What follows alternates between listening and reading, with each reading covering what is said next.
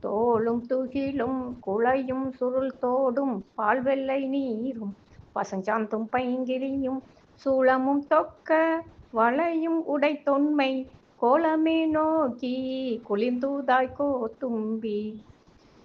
பெருமான் மாதோர் பாகனாக இருப்பதை எப்படியெல்லாம் மாணிக்கவாசகர் வர்ணிக்கிறார் என்று பாருங்கள். வலதுபுறம் சிவம் அணியும் தோளாடை, இடதுபுறம் சக்தி அணியும் பட்டாடை. ஒரு காதில் ஆண்கள் அணியும் குலை, மறுகாதில் பெண்கள் அணியும் தோடு. வெந்நீர் பூசிய பவளமேனி ஒருபுறம், மறுபுறம் பசுமையான சந்தனம் பூசிய மேனி. ஒருபுறம் சூளம் ஏந்திய திருக்கரத்துடன் சிவம், மறுபுறம் வளை மற்றும் கிளி ஏந்திய திருக்கரம்.